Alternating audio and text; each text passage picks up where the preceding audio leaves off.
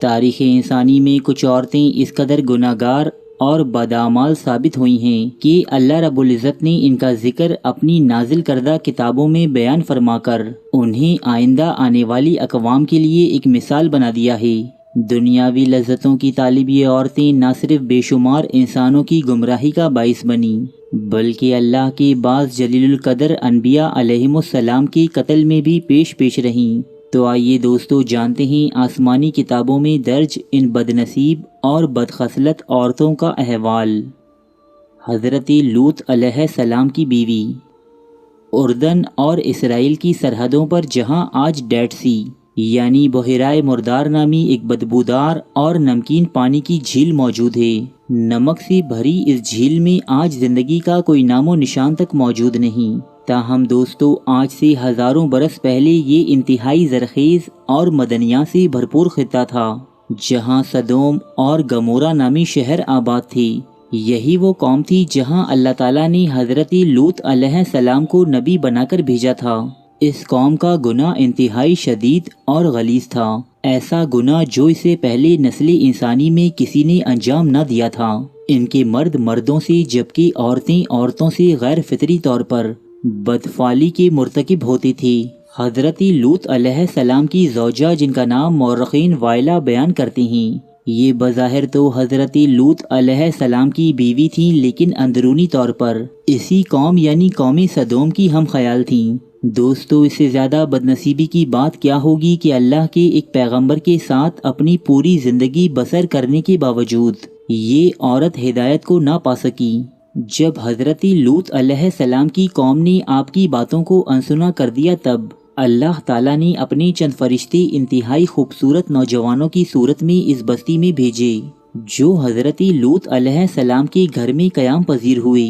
حضرت لوط علیہ السلام کی بیوی جو در پردہ اپنی قوم سے ملی ہوئی تھی، اس نے یہ خبر جا کر اپنی قوم میں سنا دی اور قوم سدوم نے لوط علیہ السلام کے گھر کو چاروں اطراف سے گھیر لیا۔ تب اللہ کے بھیجے ہوئے ان فرشتوں نے حضرت لوط علیہ السلام کو قوم سدوم پر عذاب نازل کیے جانے کی خبر دی اور آپ کو اپنے اہل خانہ کے ساتھ یہاں سے نکل جانے کو کہا۔ حضرت لوط علیہ السلام ابھی راستے میں ہی تھے کہ اس قوم پر کیمیائی پتھروں کی بارش شروع ہو گئی۔ آپ کی زوجہ جو مڑ مڑ کر اپنی قوم کو دیکھتی اور ان کی حالت پر بین کرتی تھی، وہ بھی اپنی قوم کے ساتھ ہی عذاب کا شکار بنی۔ سدوم کے پہاڑوں میں آج بھی وائلہ کی باقیات محفوظ ہیں جسے لوطس وائف پلر کہا جاتا ہے۔ حضرت لوط علیہ السلام کی بیوی کا تذکرہ بائبل کے ساتھ ساتھ قرآن مجید میں بھی کئی مقامات پر ہوا ہے۔ حضرت نوح علیہ السلام کی بیوی۔ حضرت نوح علیہ السلام کی قوم نوع انسانی کی وہ پہلی قوم ہے جو شرک جیسے گناہ میں مبتلا ہوئی۔ اس قوم نے اپنی نیک اور صالح افراد کے بت تراشے اور ان کی عبادت و تعظیم شروع کر دی۔ اللہ تعالیٰ نے حضرت نوح علیہ السلام کو اس قوم پر مبعوث فرمایا، تاہم یہ قوم اس قدر سرکش اور نافرمان تھی کہ یہ آپ کے گھر میں داخل ہو کر آپ کا گلا گھونٹتی اور آپ کو نڈھال کر کے بے یار و مددگار چھوڑ جاتی۔ آپ کو مجلسوں میں مارا پیٹا جاتا اور وہاں سے دھتکار دیا جاتا۔ حضرت نوح علیہ السلام کی بیوی بھی ان کافروں سے ملی ہوئی تھی۔ مفسرین و مورخین حضرت نوح علیہ السلام کی بیوی کا نام والہہ یا والغہ بیان کرتے ہیں۔ یہ نہ صرف کافر تھی بلکہ اس کا رہن سہن بھی کافروں جیسا ہی تھا۔ کفر اور حضرت نوح علیہ السلام سے دشمنی میں یہ اپنی قوم کے ساتھ شریک تھی۔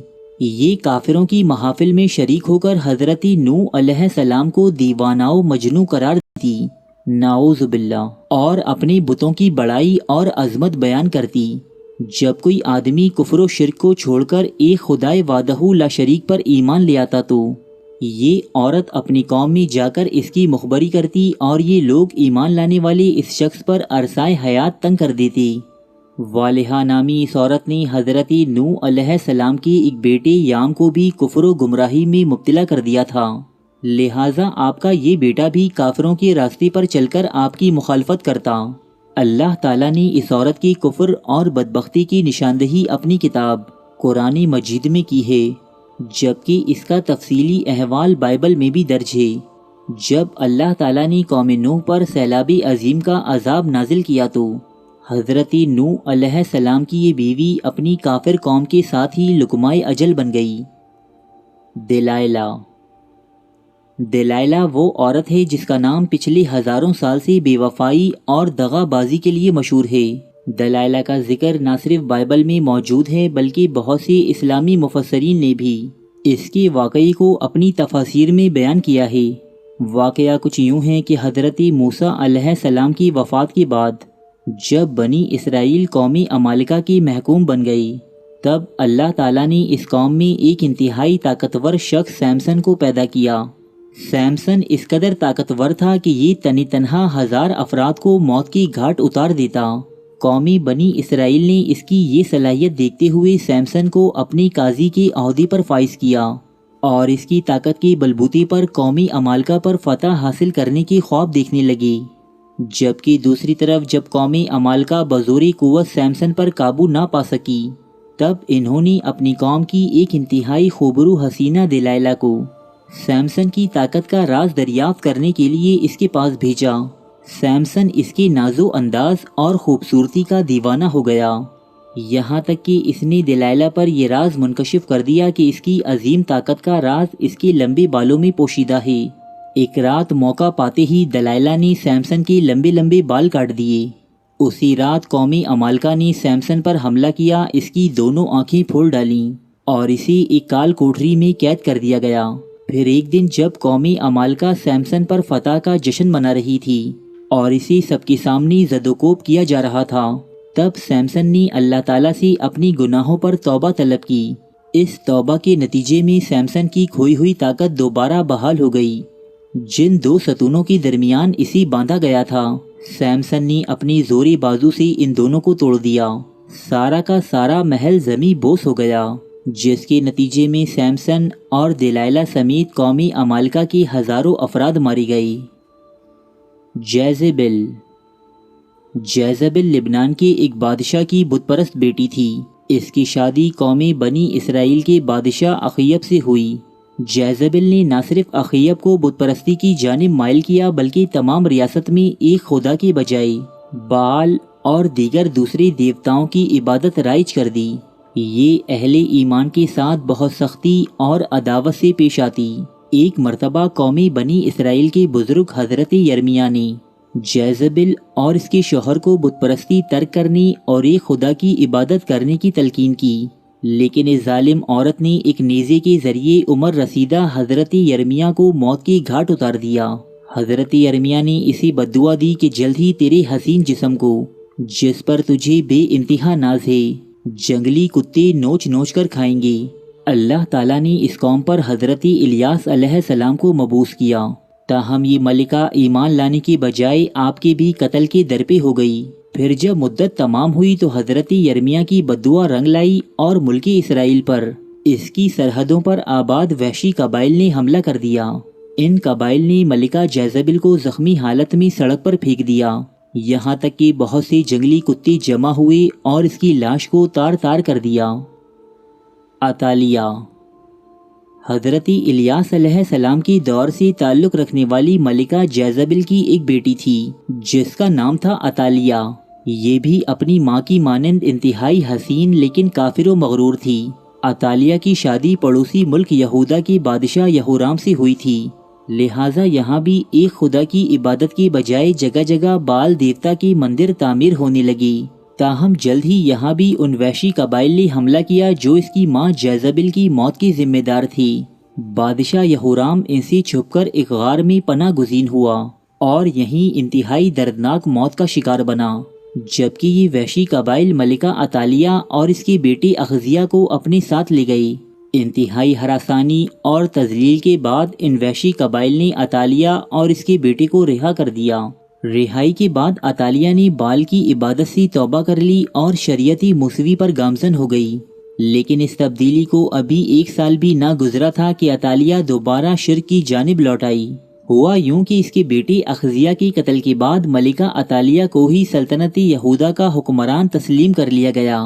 سو اس نے طاقت و اقتدار کے نشے میں اندھی ہو کر نہ صرف اپنے پوتوں کا قتل کروایا بلکہ اپنی رعایا پر شدید ظلم و ستم ڈھانے لگی تاہم اس کا ایک پوتا جو کسی نہ کسی صورت اپنی جان بچانے میں کامیاب ہو گیا تھا، یہودا کے لوگوں نے اسے اپنا بادشاہ بنا دیا اور یہ ملکہ یعنی عطالیہ اپنے محل کے باہر ایک مجمع کے ہاتھوں انتہائی تشدد اور بربریت کا شکار ہو کر مری۔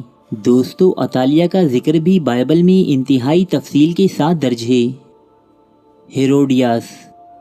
ہیروڈیاس کو اگر تاریخ انسانی کی سب سے گنہگار عورت کہا جائے تو غلط نہ ہوگا، کیونکہ یہ عورت اللہ کے ایک نبی حضرت یحییٰ علیہ السلام کے قتل کی ذمہ دار ہے۔ دوستو، یہ حضرت عیسیٰ علیہ السلام کی پیدائش سے چند برس پہلے کا واقعہ ہے کہ ہیروڈیاس نامی ایک غریب لیکن انتہائی حسین و جمیل لڑکی فلسطین کے حکمران خاندان کی بہو بن بیٹھی۔ ابتدا میں اس کی شادی شہنشاہ ہیروڈ کے دوسرے بیٹے فلپ سے ہوئی تھی اور اسی سے ہیروڈیاس کے ہاں ایک لڑکی پیدا ہوئی۔ تاہم جب تقسیم وراثت کے وقت ہیروڈیاس نے دیکھا کہ زیادہ بڑی اور طاقتور مملکت فلپ کے بھائی اینٹیپاس کے حصے میں آئی ہے تو اس نے بھی اپنے شوہر فلپ کو چھوڑ کر اینٹیپاس سے بیاہ رچا لیا۔ ان دنوں اللہ کے ایک نبی حضرت یحییٰ علیہ السلام، جنہیں اہل کتاب یوحنا کے نام سے پکارتے ہیں، عوام الناس کی رشد و ہدایت کا فریضہ انجام دیتے تھے۔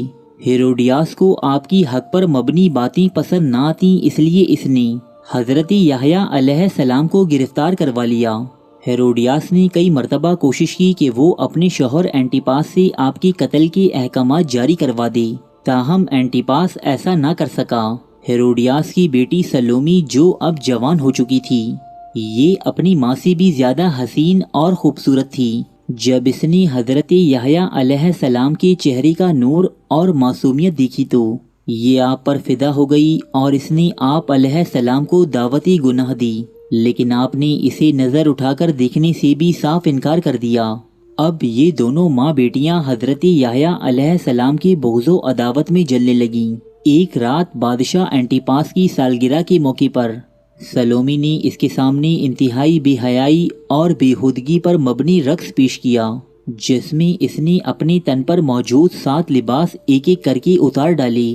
یہ رقص اس قدر دل فریب تھا کہ بادشاہ دم بخود ہو کر کئی گھنٹے اسے دیکھتا رہا اور آخر میں خوش ہو کر اس نے سلومی سے دریافت کیا کہ مانگو، کیا مانگتی ہو؟ تب اس بدکار عورت نے اپنی ماں کی ایما پر حضرت یحییٰ علیہ السلام کے قتل کا مطالبہ کیا۔ بادشاہ، جو سری دربار سلومی سے عہد کر چکا تھا، اسے انکار نہ کر سکا اور یوں حضرت یحییٰ علیہ السلام کی شہادت ہوئی۔ ملکہ ہیروڈیاس، بادشاہ اینٹیپاس اور سلومی اس گناہ عظیم کی پاداش میں انتہائی عبرت انگیز انجام کا نشانہ بنی۔ اگر آپ اس موضوع پر مکمل معلومات چاہتے ہیں تو ہماری ویڈیو ہیروڈیاس ملاحظہ کر سکتے ہیں۔ تو دوستو، یہ تھی آج کی ویڈیو، جس میں کچھ عورتوں جو کہ ہسٹوریکل بہت ہی گناہگار یا جنہوں نے پیغمبروں اور بہت سے ایسے گناہ سرزد کیے کہ جس کی وجہ سے ان کا نام تاریخ میں، ہسٹری میں لکھ دیا گیا، جس طرح ہیروڈیاس اور اس کی بیوی نے حضرت یحییٰ علیہ السلام کا شہید کروانے کا حکم نامہ اپنے بادشاہ سے جاری کروایا، اور اسی طرح جو باقی خواتین کا ذکر کیا گیا، بہت ہی حیران کن معلومات تھی دوستو، اور ان عورتوں کا ذکر بائبل میں اور باقی مذہبی کتابوں میں بھی آیا ہے۔ تو دوستو، یہ تھی آج کی ایک بہت ہی معلوماتی ویڈیو۔ ملتے ہیں نیکسٹ ویڈیو میں، تب تک کے لیے اللہ حافظ۔